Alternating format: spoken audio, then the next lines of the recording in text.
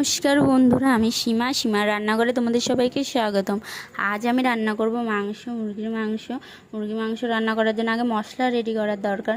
গোটা জিরে, শুকনো লঙ্কা, কাঁচা লঙ্কা, আদা, রসুন, পেঁয়াজ, সামান্য একটু জল দিয়ে আমি মিক্সিতে মশলা পেস্ট করে নিয়েছি। এবার আমি কিন্তু মাংস, আলু, টমেটো, পেঁয়াজ সব রেডি করে নিয়েছি। গ্যাসটা ধরিয়ে দিলাম।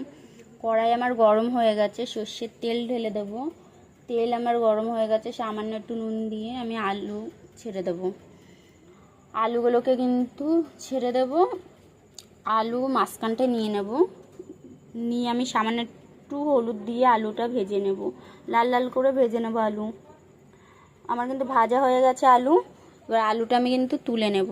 তুলে ওই তেলেই আমি তেজপাতা দেব, মাঝখান দিয়ে একটা ছিঁড়ে তেজপাতা দিলাম। এবার হচ্ছে কুচানো পেঁয়াজ কুচিয়ে রেখেছিলাম, সেই পেঁয়াজটা দিয়ে আমি পেঁয়াজটা লাল লাল করে ভেজে নেব। আমার ভাজা হয়ে গেছে। পেস্ট করা মশলাটা আমি দিয়ে দিচ্ছি, দিয়ে আমি ভালো করে মশলাটাকে নাড়িয়ে চড়িয়ে কষিয়ে নিলাম। কষে গেলে লঙ্কার গুঁড়ো দিচ্ছি, সামান্য অল্প একটু লঙ্কার গুঁড়ো দেবো। লঙ্কার গুঁড়ো দিয়ে আবার কষিয়ে নিলাম। যেই কষানো পরে আমার কিন্তু আবার যেই টমেটো ছিল সেই টমেটো দিয়ে আবার একটু কষিয়ে একটু সামান্য একটু জল দিয়ে কষানো হয়ে গেছে। হলুদ নুন দিয়ে আবার একটু কষিয়ে নিলাম। কষানো হয়ে গেছে, তেল ছেড়ে গেছে। এবার আমি মাংসগুলোকে দিয়ে দিচ্ছি। মাংস আমার কষানো রেডি। এবার আলু দিয়ে দিলাম, আলু দিয়ে আবার একটু কষিয়ে নিলাম। কষিয়ে নিয়ে এবার নুন দিয়ে আবার মাংসটাকে ভালো করে নাড়িয়ে চাড়িয়ে নিলাম।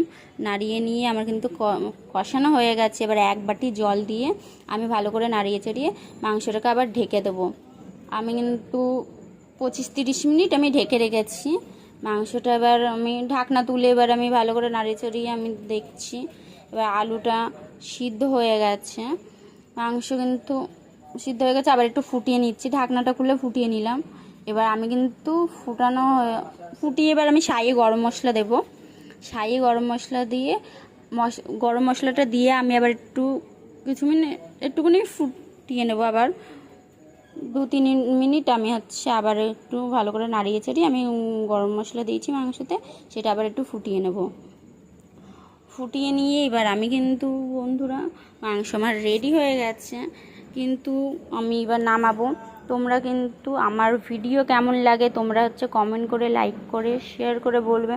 তোমরা কিন্তু আমি এত ভিডিও করছি, তোমরা একটা কমেন্ট, লাইক, শেয়ার করছো না।